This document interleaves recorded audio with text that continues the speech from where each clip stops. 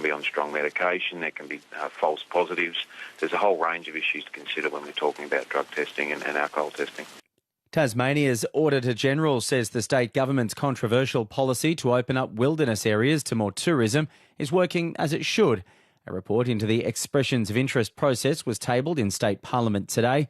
While largely supporting the administration of the policy, the Deputy Auditor-General, Rick DeSanti, says there are areas for improvement. This includes greater community consultation at the start of the process, so it's not up to proponents to seek public comments. We believe that could be broadened out a bit more. The expression of interest assessment panel would benefit from having broader community representation on it. And a Brazilian cabinet minister has criticised the international community for lying about the causes of fires in the Amazon and the Pantanal wetlands.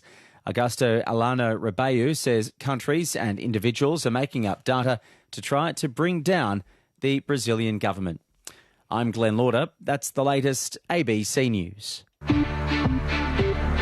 You're listening to ABC News Radio. In this half hour, we'll get the latest from the COVID hotel quarantine inquiry in Melbourne. A legal backlash in Victoria over Daniel Andrews' plans for emergency powers to contain the spread of the coronavirus. One can police that situation without detaining people in a draconian fashion. The idea that the police turn up on your doorstep to restrict your freedoms is really fearful for people. We'll get more from Professor Felicity Jerry QC in just a moment, and we'll cross to Jerusalem for the latest on the extradition case concerning Micah Leifer. The national weather in brief: showers in Melbourne, Perth, Adelaide and Hobart, mainly fine in the other capitals. Victoria's hotel inquiry has been hearing evidence today from the senior public servant responsible for hiring private security for the COVID-19 quarantine program. He's told the hearing he doesn't know who made the decision to use private contractors.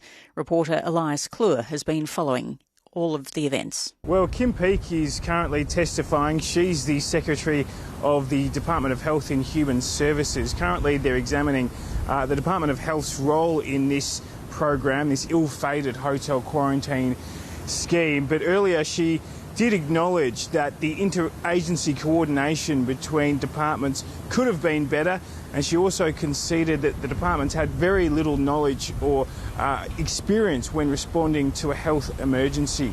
There was some really interesting evidence from Simon Phemister today. He's the Secretary of the Department of Jobs and Precincts.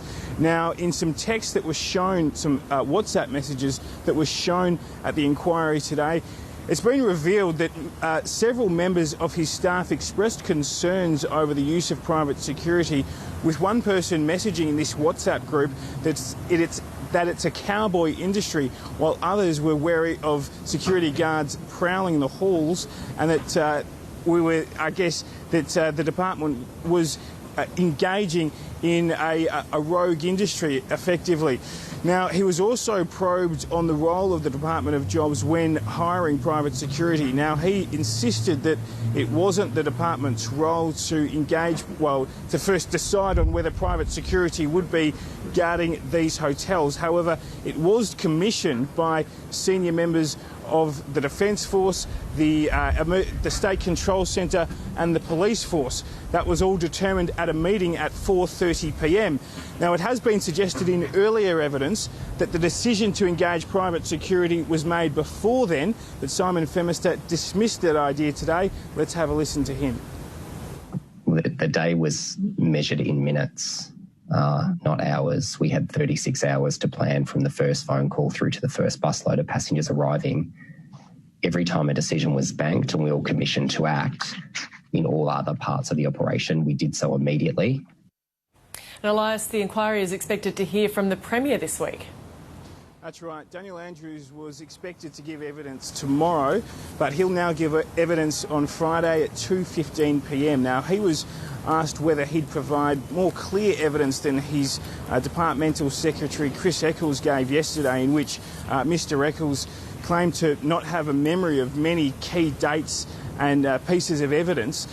Daniel Andrews said today that his evidence would be as honest and as truthful and as clear as possible, but of course we won't hear from him until Friday.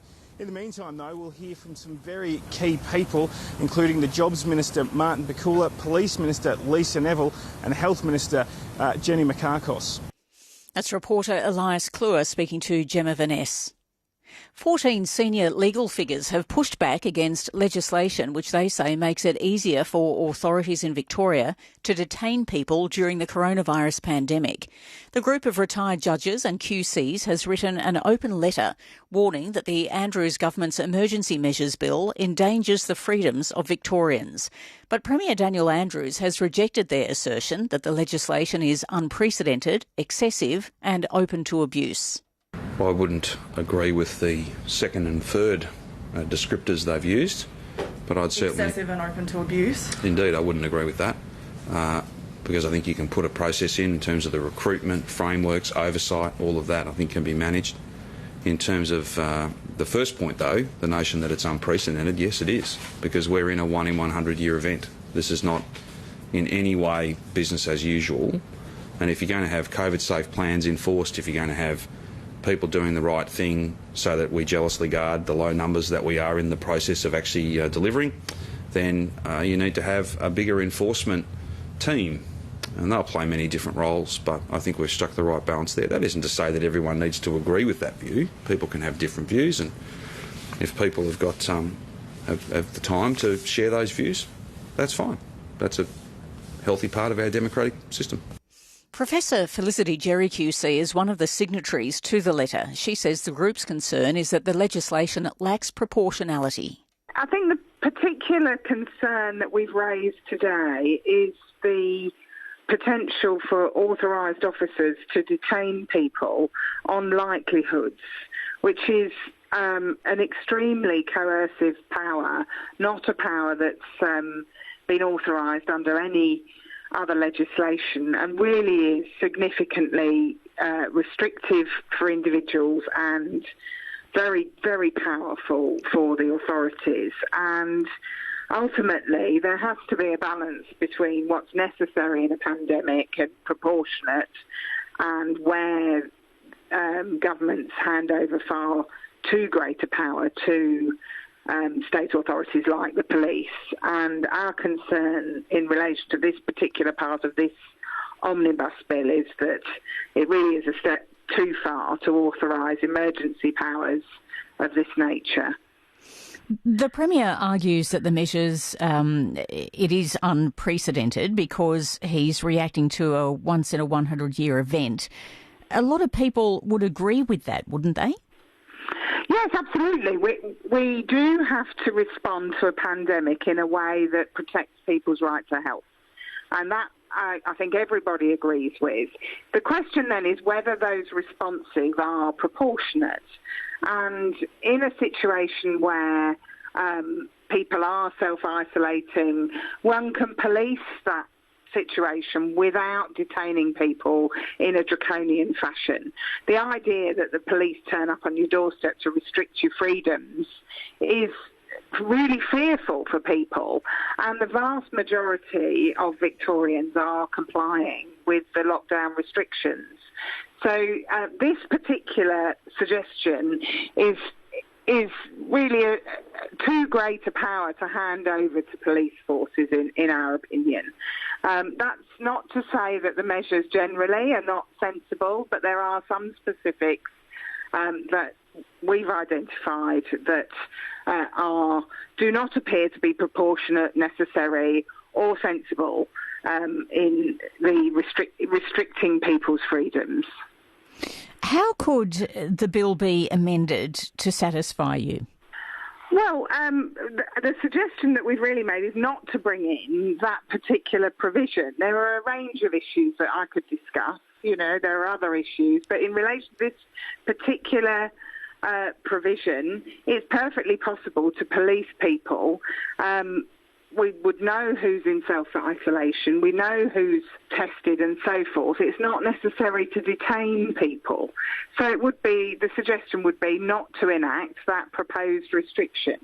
I'm just wondering, in the legislation, or when the police are interpreting this, how do they understand the word likelihood, that someone is likely to break the law. How is that decided? Well, that's one of the problems, isn't it? It's whether an officer reasonably believes someone is likely to fail to comply.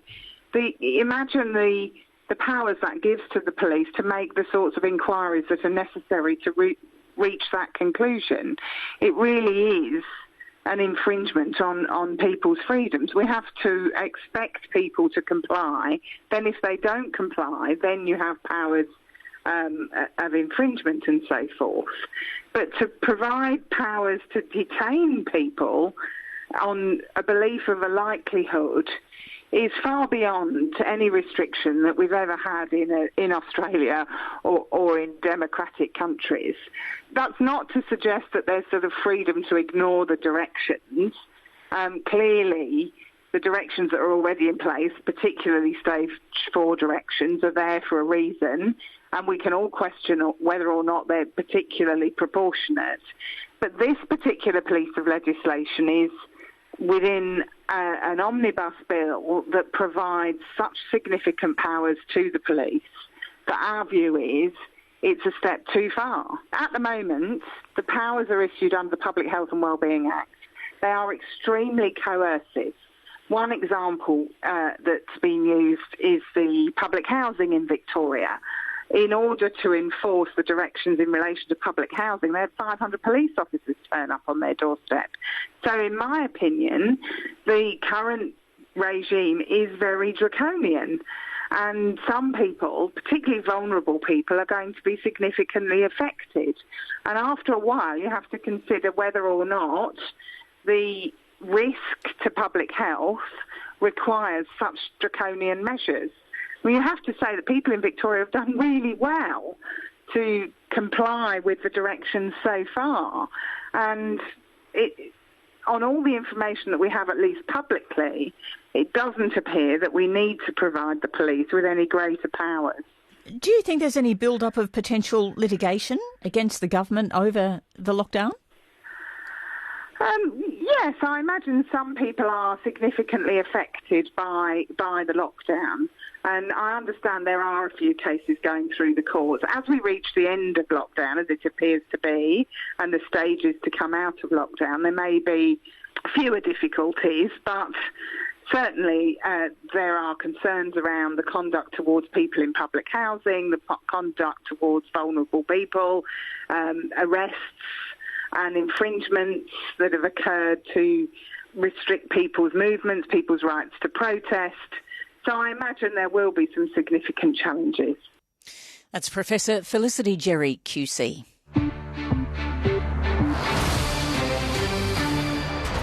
Making news this afternoon. Almost people take sides, like wearing a mask or not is a political statement, and that's really very unfortunate. The WA government says it's urgently finalising arrangements with the Commonwealth over Defence Force assistance to help manage the hotel quarantine system. Security officials are warning that extreme right-wing groups are now using similar recruitment tactics to those employed by Islamic State. And the family of an Indigenous woman who died in custody in Brisbane less than a fortnight ago says she should have been in hospital, not locked up.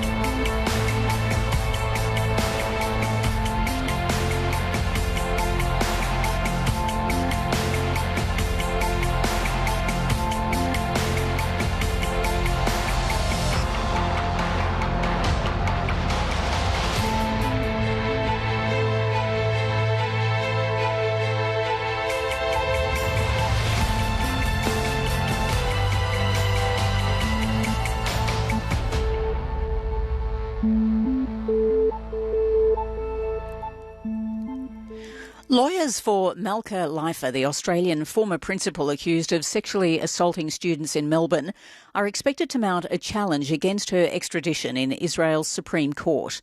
A lower court in Jerusalem has ruled she can be extradited to Australia for trial, but implementation could be held up by an appeal. Since 2014, Malka Leifer has fought her return to Australia, including with a submission of mental illness, dragging the case on. She was the principal of an ultra-Orthodox Jewish school in Melbourne and has denied the allegations against her. The Victorian Premier, Daniel Andrews, was cautious when he was asked about his reaction to the proposed extradition.